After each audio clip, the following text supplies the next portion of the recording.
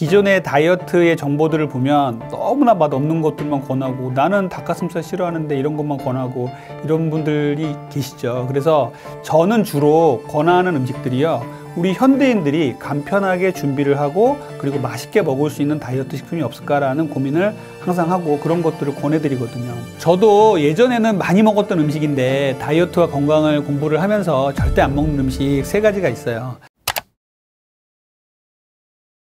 자, 다이어트를 하다 보면 음식, 식단 이런 걸 어떻게 꾸려야 되는지 고민이 많으실 거예요. 그런데 기존의 다이어트의 정보들을 보면 너무나 맛없는 것들만 권하고 나는 닭가슴살 싫어하는데 이런 것만 권하고 이런 분들이 계시죠. 그래서 저는 주로 권하는 음식들이요, 우리 현대인들이 간편하게 준비를 하고 그리고 맛있게 먹을 수 있는 다이어트 식품이 없을까라는 고민을 항상 하고 그런 것들을 권해드리거든요. 자, 다이어트에 좋은 4가지 슈퍼푸드도 그 일환이라고 생각하시면 되겠어요. 저는 제일 먼저 권하는 것이 아몬드예요. 아몬드는 정말 슈퍼푸드를 꼽을 때마다 항상 들어가는 것이거든요. 아몬드는요, 맛있고요. 그리고 고소하죠. 그리고 보관도 되게 간편해요. 그리고 갖고 다닐 수도 있잖아요. 그래서 배고플 때 간식으로 견과류를 갖고 다니면서 먹을 수 있는 그런 장점이 있죠. 아몬드에는요, 상당히 좋은 불포화 지방산이 상당히 많습니다. 그래서 혈관을 깨끗하게 해주는 이런 역할을 하죠. 그리고 포만감도 좋은 편이에요. 그리고 단백질도 아주 좋은 식물성 단백질이기 때문에 아몬드를 적극 추천을 드립니다. 그래서 우리가 간식으로 뭐 과자 같은 거 드시지 마시고 아몬드를 잘 보관해 놓으셨다가 아몬드를 좀 씹어서 천천히 드시면요, 포만감도 생기고 우리가 갑자기 식욕이 당길 때 대처 방법으로 좋은 방법이라고 생각을 합니다. 2번째는요, 블루베리예요.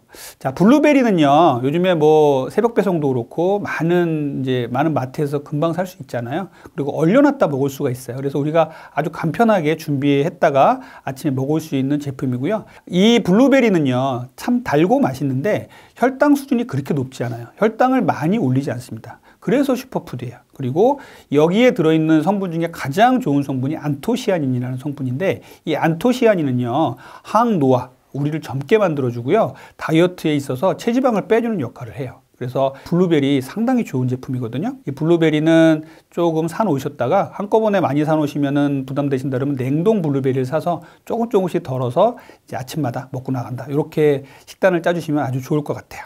그리고 3번째는요, 아보카도예요. 정말 포만감이 좋고요. 그리고 식물성 지방이 정말 풍부한 음식입니다. 여기에는요, 불포화 지방산 상당히 많고요, 단백질과 섬유질도 들어있어요. 아보카도 드셔보신 분 아시겠지만 포만감이 상당해서 많이 못 먹어요. 또 너무 많이 먹으면 또 그 나름대로 단점도 있을 수가 있습니다. 그래서 하루에 한 끼니당 한 반 개 정도 먹어라 라고 얘기를 하고 있어요. 그래서 아보카도도 상당히 좋은 음식이니까 아보카도를 이용해서 음식을 드시잖아요. 그러면 포만감이 어마어마하게 생겨서 다른 음식을 잘 안 먹게 됩니다. 좋은 지방산이에요.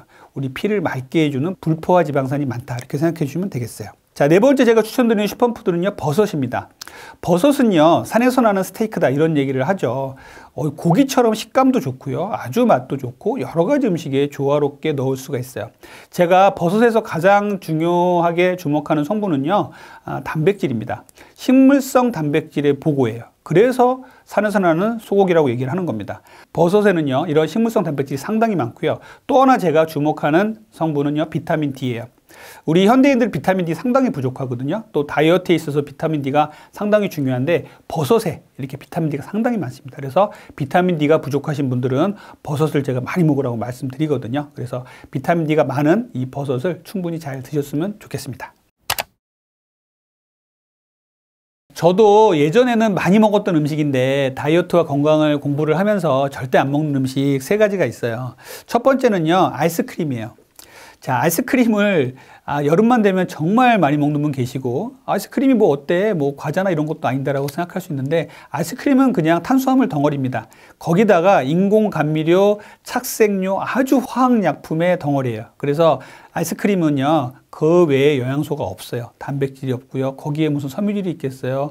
거기에 지방이 있겠어요? 그래서 아이스크림은 정말 피해야 될 음식이고요. 아이스크림 먹고 나면요, 그냥 깡통 영양소라고 얘기를 하잖아요. 그래서 다른 음식이 더 당깁니다. 그래서 아이스크림은 탄수화물을 중독을 만들고요. 아이스크림을 먹으면은 더 단맛을 더 많이 먹게 돼 있어요.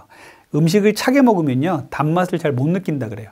그래서 더 많은 단맛을 넣은 게 아이스크림입니다. 그래서 방송인 서경석이 최근에 자기가 살이 찐 이유가 매일마다 아이스크림 한 통을 먹고 잤더니 살을 쪘더라라는 얘기를 할 정도로 아이스크림은 살찌는 음식입니다. 그래서 저는 아이스크림은 되도록이면 먹지 않고요.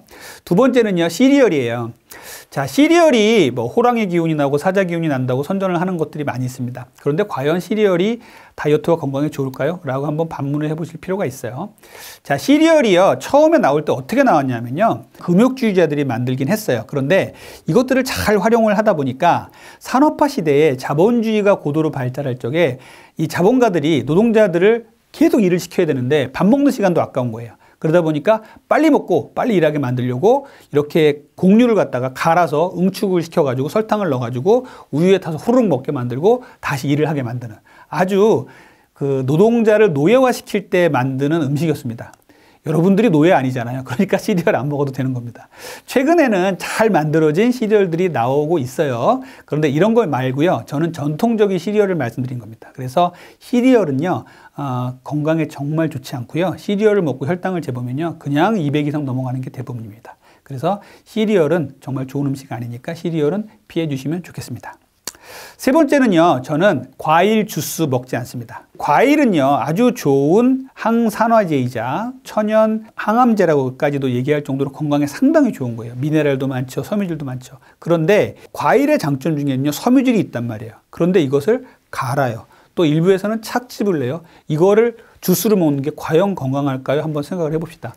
과당과 설탕이 많이 들어가 있어요. 과일에는요. 이것을 갈아 먹으면요, 그냥 설탕물을 먹는 거하고 다름이 없습니다. 그래서 저는 무슨 알파벳 주스, 무슨 주스 이런 것들 별로 좋아하지 않습니다. 그래서 이런 것들 별로 안 먹어요. 이것들은 저도 먹고 혈당을 재봤는데 혈당도 많이 올라갈 뿐더러 그리고 포만감도 크게 없습니다. 왜냐하면 섬유질이 없으니까요.